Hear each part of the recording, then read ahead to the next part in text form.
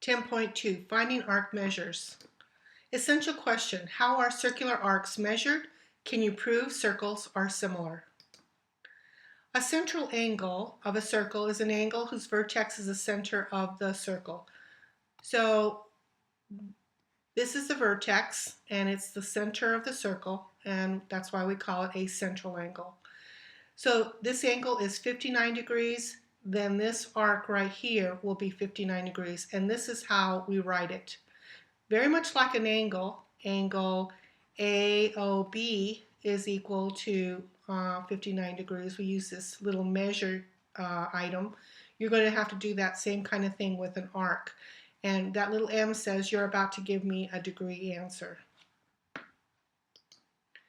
Okay, the measure of minor arcs. So this is the arc that's inside.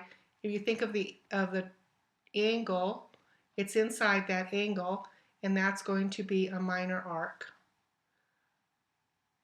The rest of the circle, right here, and that's the leftover from 360, that is known as a major arc. And major arcs are usually bigger than 180, and semicircles are 180 degrees. All right, let's go ahead and let me do some problems and show you. We want to find the measure of each arc. So I got to put a little M for measure, RS. And we usually use 2 letters for a minor arc, and we can see that the measure of the arc is the same as the central angle, so that'll be 110 degrees. Now, major arcs or semicircles need 3 letters. I want to go to R, T, and then S. So just start wherever it starts here and ends up here. And so we know we want this portion of the circle. So we write M measure of arc R, T, S, and that's going to be a major arc, and that's the leftover from 360. So that'll be 250 degrees. Next one is RST, RST, and that's going to go from here to here, and you can see it's taking half the circle. We have to use 3 letters to show that, and that's going to be 180 degrees. Adjacent arcs are arcs that share exactly 1 point.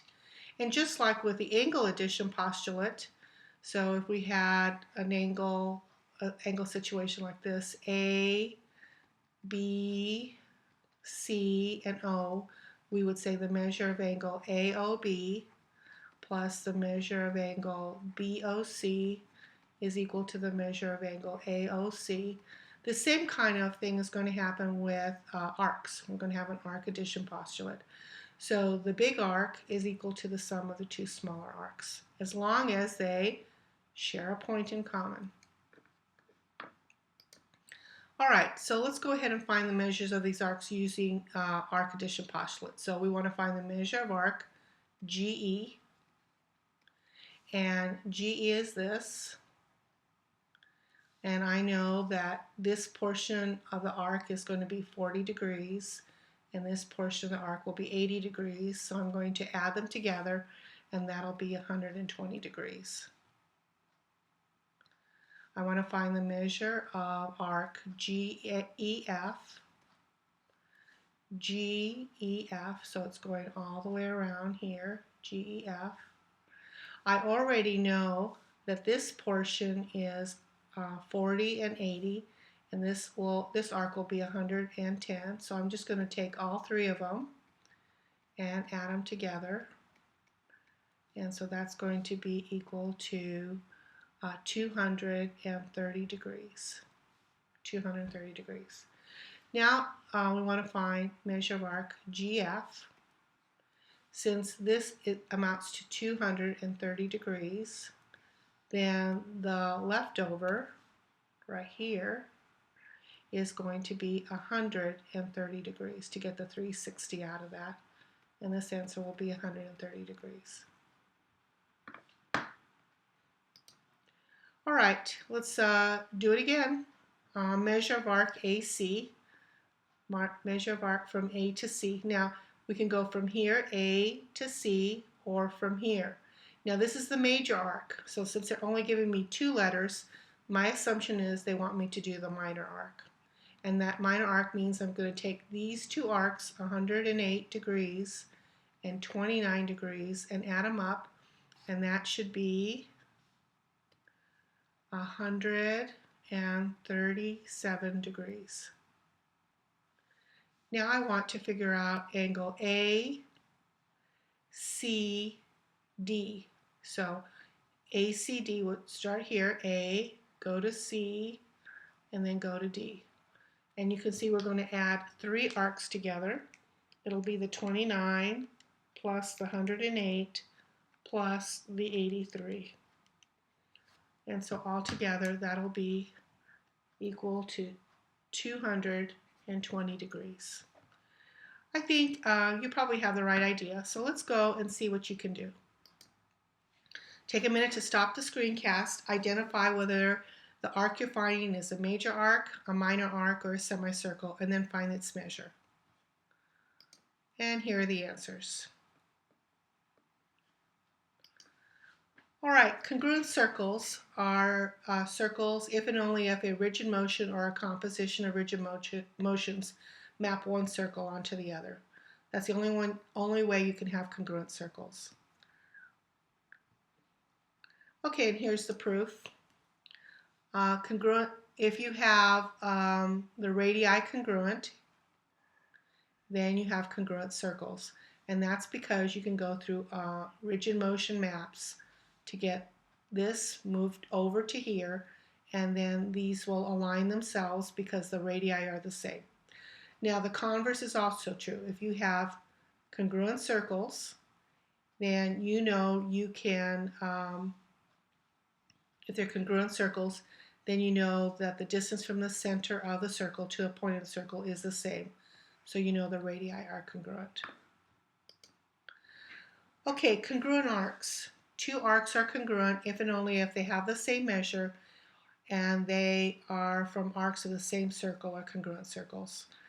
So we know that this arc right here will be congruent to this arc. If the circles are congruent and the measures are congruent, then these arcs will be congruent, and also the converse. Before we go to the proof, let's go ahead and take a look at what I'm talking about here. I want you to notice that all of these arcs are 90 degrees, but the arcs are not congruent to each other. You can see if I were to take this arc and translate it, it would not match CD. There was no way, because CD is much longer than AB and has a different kind of curvature so that it won't match. So we need 2 requirements. We need to have congruent circles and congruent measurements. Here's the proof. If the angles are congruent, then the arcs are congruent. Okay, we're talking about being in the same circle. So here the angles are congruent, which makes the measures congruent. They will be congruent to each other, and because they're part of the same circle, they will match each other. Now if the arcs are congruent, remember they're coming from the same circle or congruent circles, then we know the measures of their angles, central angles, will be the same, and they'll be equal to each other right here. Okay, tell whether the red arcs are congruent, explain why or why not. Okay, let's take a look at the red arcs. 1, are they from congruent circles? And the answer is yes, they come from the same circle. 2, are the arc measures the same? And yes, they're both 80 degrees, so the answer is yes. So when you can say yes to congruent circles and to the arc measures the same, then you can say yes, the red arcs are congruent. Okay, let's go over here. Number 1, do we have congruent circles? And the answer is no. So there's no way we can pass any other test. We're just going to say no, the red arcs are not congruent. And visually you can see this is smaller, this is larger. Second one, do we have congruent circles? And the answer is yes. Here's a little congruent symbol to show that the radii are congruent. And 2, are the arc measures the same? Arc measures same, and the answer is yes. We have 90 degrees, 95 degrees, and 95 degrees. So the answer is yes. The red arcs, red arcs are congruent. Okay, your turn. Go ahead and stop the screencast and see what you can do. And here are the answers. Again, I run through my 2 tests to tell whether they're congruent or not. Okay, similar circles theorem. It says all circles are similar. The only way circles can be similar is if they go through a similarity transformation. And so here visually we show you how to do that. You're going to use a translation to get C to map onto D. And then you're going to have this concentric circle look. Now what we're going to do is we're going to figure out the scale factor between these two. And the scale factor is, remember, the scale factor is the new divided by the old. So the new was the S distance for the radius divided by the old R. So if we take this scale factor and times it to our old radius, we'll get a new radius. And then we go through a dilation to be able to get the small circle to map onto the big circle. What are similar arcs? We have congruent arcs. Now the question is, what are similar arcs? And similar arcs only have to have the same measure. Now let's go ahead and take a look at this. So we have to decide whether the red arcs are similar, and the answer is yes. And that's because the arcs have the same measure. This is just similar. Now, these arcs are similar. The answer is yes. All the requirement is that they have the same measure. So this arc will be 90 degrees in measure, 90 degrees. So yes, arcs have the same measure. Now these are not congruent, they are similar. Similar means that we're going to be able to go through a similarity transformation to get one arc to map onto the other. And yes, same reason. And that's the end of the screencast.